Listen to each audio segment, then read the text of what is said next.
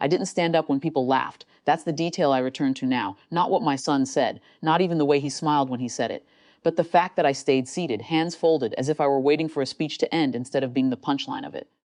"Who wants my boring dad?" he said, light and effortless, like he'd tested the line before. "We'll start at $1. Was last word. Not cruel, not even loud. The kind people offer when they aren't sure how else to respond. It drifted across the room in soft waves, polite and distant like applause at the wrong moment.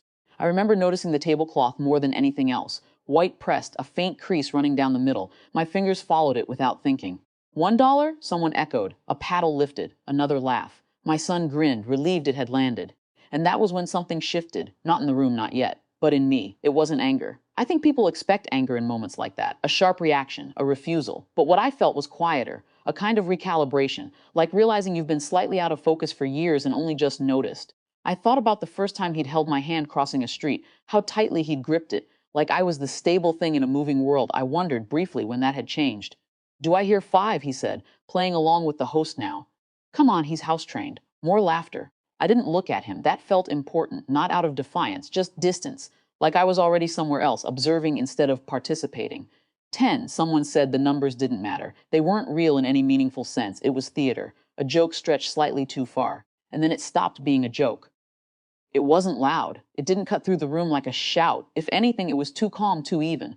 The kind of voice that assumes it will be heard. The laughter didn't die all at once. It thinned, staggered. People turned, not dramatically, but with the small, involuntary movements of attention shifting. I turned too. The man in the back didn't raise a paddle. He didn't smile. He simply stood there, one hand resting on the back of a chair, as if he'd been waiting for his moment to become relevant. For a second, no one reacted. Even my son held his expression, like he was deciding whether to treat it as part of the bit. "Sir," the host said carefully, "I think you may have misunderstood." "I didn't," the man replied, still calm, still certain. Something about that certainty moved through the room faster than the number itself. People began to look at each other, not amused now, curious, measuring. I felt it before I understood it, the shift, subtle but real, like the floor had tilted just enough to change where the weight rested. My son laughed again, but it came out thinner this time. "Well, I mean, if you're serious—" I am, the man said, though not for the reason you think. He took a few steps forward. Not rushed, not theatrical, just inevitable, I realized, with a small jolt that I recognized him, not personally, but the way you recognize someone whose name has been in rooms you've sat quietly in. Reports. Decisions, outcomes. He stopped a few feet from our table and looked at me, not past me, not around me, directly at me. "Mr. Hassan," he said. "Not sir, not him, my name." My son's face changed then, not dramatically, just a slight tightening around the eyes, a delay in his next breath. "You submitted a proposal 3 years ago," the man continued. "Urban water systems. It was dismissed. I hadn't expected to hear about that. I'd almost forgotten it myself. Or rather, I'd filed it away under things that didn't move." "Yes," I said. My voice sounded normal. That surprised me. "I revisited it last month," he said. "It was not boring." A small ripple moved through the nearby tables. People were listening now, not out of politeness. My son shifted in his seat. "I'm sorry I don't." The man glanced at him briefly, not dismissively, just briefly, like acknowledging a detail that wasn't central. "I represent a foundation that's funding infrastructure projects in regions your company has been trying to enter," he said.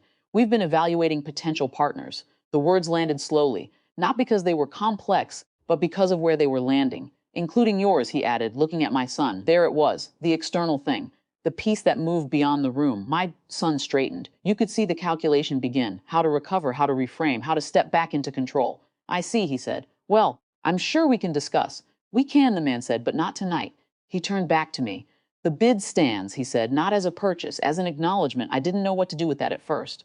Not the money. No one was actually going to exchange $1 million for dinner conversation. But the recognition, public, unmistakable, and completely separate from the joke that had started it. "I appreciate that," I said. He nodded once. Then he stepped back as if his part in the evening was complete. The room didn't return to what it had been. It couldn't. Something had been made visible that wasn't before. Not loudly, not dramatically. Just undeniably, the auction moved on. Other items, other jokes. But there was a carefulness now, a slight hesitation before each laugh. My son didn't look at me for the rest of the event. I didn't look at him either, not out of anger. That would have required more energy than I felt. It was something else. A quiet separation. Like two people realizing at the same time that they've been standing on different ground. Afterward, people approached me.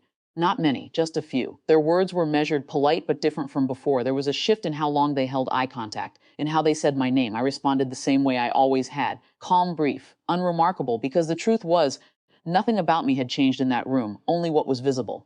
Outside, the air was cooler than I expected. I stood for a moment near the entrance, letting the noise from inside fade into something indistinct. My son came out a few minutes later. He stopped when he saw me, like he hadn't planned for that part. Dad, he said, just that. No follow-up. I looked at him then, really looked. He wasn't cruel. Not fundamentally, just accustomed to a version of me that didn't take up space, that didn't require consideration. That version had been useful to him. I'll head home, I said. He nodded. Too quickly. Yeah, he said. I have to stay a bit. Of course. We stood there for a second longer than necessary. There were things he could have said. Apologies. Explanations. Even a joke to smooth it over. He didn't choose any of them. Neither did I. I walked away without looking back, not as a statement, not as a victory, just as the next logical step. Something had shifted. Not dramatically, not completely, but enough that I no longer felt the need to stay seated when the room laughed.